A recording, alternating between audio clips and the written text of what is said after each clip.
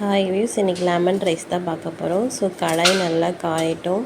So காஞ்சோடனே நம்ம 4 spoon எண்ணெய் ஊற்றிக்கலாம்.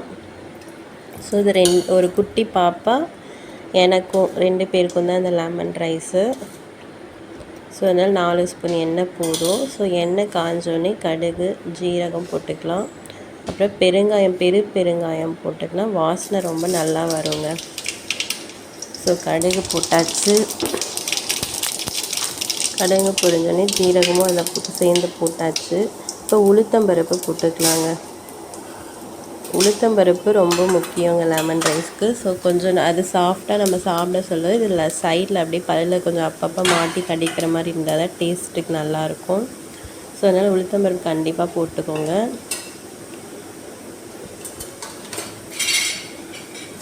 ஸோ இப்போ பெரிய பெருங்காயம் போட்டுக்கலாங்க. பெரிய பெருங்காயம் கொஞ்சம் இடிக்கணும். ஸோ அதனால் இடிச்சிட்டு கொஞ்சமாக பெரிய பெருங்காயம் சேர்த்துக்கலாம். பெருங்காயம் சேர்த்தோடனே நல்ல ஃப்ளேவர் கிடைக்கும் நம்மளுக்கு.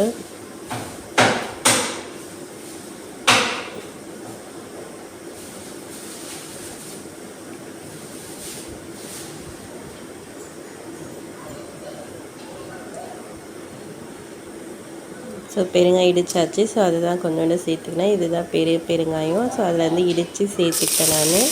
இப்போ கருவேப்பிலை போட்டுக்கலாம். கருவேப்பிலை பொரிஞ்சதுமே மிளகாய் சேர்க்கணுங்க. என்கிட்ட பச்சை மிளகாய் இல்லை, அதனால் காஞ்ச மிளகாய் சேர்த்துக்கிறேன். பச்சை மிளகாய் இருந்தால் சேர்த்துக்கோங்க, நல்லா ஃப்ளேவராக இருக்கும். பச்சை மிளகாய் இந்த மாதிரி கிள்ளி போடக்கூடாது. ஸோ அதை நீட் வாக்கில் கட் பண்ணி அப்படியே நீட்டாக போடணும். அது ஒரு ஸ்மெல்லும் டேஸ்ட்டும் செமையாக இருக்கும். செஞ்சவங்களுக்கு தெரியும். ஸோ என்கிட்ட இல்லைன்றனால நான் காஞ்ச மிளகாய் வர மிளகாய் சேர்த்துக்கிட்டேன். ஸோ உப்பு நான் அந்த எண்ணெயிலே போட்டுப்பேன். அப்போ தான் எனக்கு பார்த்திங்கன்னா கரெக்டாக இருக்கும். ஸோ கொஞ்சமாக மஞ்சள் தூள் போட்டுக்கிறேன். ஸோ இந்த சமயத்தில் லெமன் பிழிஞ்சு விட்டுக்கிறேங்க. ஸோ நாங்கள் 2 பேருன்றதுனால அவர் ஆஃபீஸ் போயிட்டார். ஸோ 2 பேருன்றதுனால நான் ஒரு சின்ன குட்டி லெமன் பழங்க அது, அதனால் நான் அதை ஃபுல்லாகவே பிழிஞ்சு விட்டுக்கிறேன்.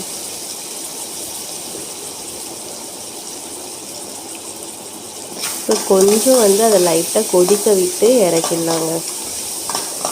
நான் ஆல்ரெடி சாதம் வடித்து ஆற வச்சுருக்கேன். ஸோ இதை நம்ம வதக்கி எடுத்துட்டோடனே சாதம் போட்டு கலரிக்கலாம். ஸோ உப்பு நான் போட்டதே போதுமானதாக இருக்கும்னு நினைக்கிறேன்.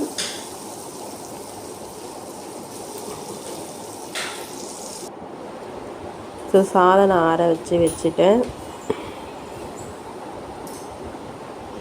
ஸோ சாதமாக ஆறிடுச்சு. கொஞ்சம் லெமன் ரைஸ்க்கு கொஞ்சம் நெட்டாக சாதம் வடிச்சிக்கலாம். அதுக்கு ரொம்ப நெட்டாகவும் வேணாம், ஓரளவுக்கு நெட்டாக வச்சுக்கலாம். ஸோ சாதம் ஆறிடுச்சு. இப்போ நம்ம அதில் கொட்டி கலரிக்கலாம். பாருங்கள், உதிரி உதிரியாக கையில் ஒட்டாமல் வந்துடுச்சு.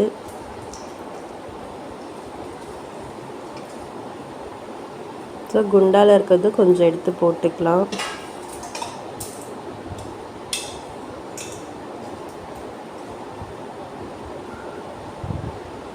ஸோ இப்போ இதை நல்லா கிளறி விட்டு ஒரு 5 நிமிஷம் மூடி வச்சிடணுங்க. ஸோ கடாய் சூடாக இருக்கிறதுனால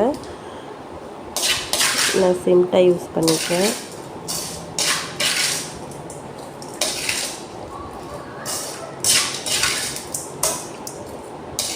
ஸோ உங்கள்கிட்ட வேர்க்கடலை இருந்தால் கூட வேர்க்கடலை வறுத்து போடலாம், அது இன்னும் நல்லாயிருக்கும். ஸோ இல்லாதவங்க ஒன்றும் பரவாயில்ல, நம்ம இப்படியே சாப்பிட்டாலுமே நல்லாயிருக்கும். இதுக்கு சைடிஷ் பார்த்திங்கன்னா உருளைக்கிழங்கு பொரியல் வச்சுப்பாங்க, இல்லை சிப்ஸ் வச்சுப்பாங்க. நான் இன்றைக்கி வாழைக்காய் பொரியல் தான் செஞ்சுருக்கேன். ஸோ பாதி கிருத்திகை கும்பிட்டுட்டு பாதி வாழைக்காய் பொரியல். எங்கள் வீட்டில் யாரும் இந்த உருளைக்கிழங்கு வாழைக்காய்லாம் சாப்பிட மாட்டாங்க. ஸோ ஆனால் குழந்தைங்களுக்கு கொடுக்கலாம். ஸோ அதனால் பாதி வாழைக்காய் பொரியல் மட்டும் செஞ்சுருக்கேன். ஸோ உப்பு இருக்கான்னு பார்த்துக்கலாம். ஸோ இந்த ஸ்டேஜில் நம்ம உப்பு இருக்கா இல்லையான்னு பார்த்துட்டு வேணால் கொஞ்சம் போட்டு கிளறி மூடி வச்சிட்டோன்னா அதுக்கப்புறம் நம்மளுக்கு டேஸ்ட் நல்லாயிருக்கும். உடனே சாப்பிட வேணாங்க. நம்ம எப்போவுமே செஞ்சுட்டு ஒரு 5 மினிட்ஸ் மூடி வச்சா தான் அந்த புளிப்பு சுவை, அந்த உப்பு டேஸ்ட்டெல்லாம் சாதத்தில் ஊறும்.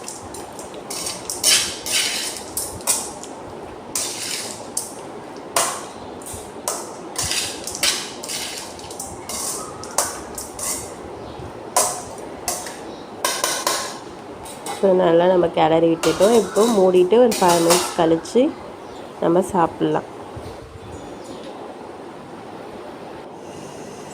ஸோ இப்போ 5 மினிட்ஸ் ஆயிடுச்சுங்க. நல்லா ஊறிட்டு இருக்கும் சாதம், டேஸ்ட்டுக்கு வந்துட்டுருக்கும்.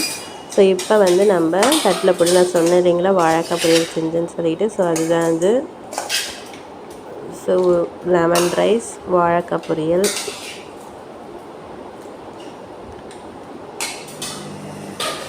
So ready ஆகிடுச்சுங்க.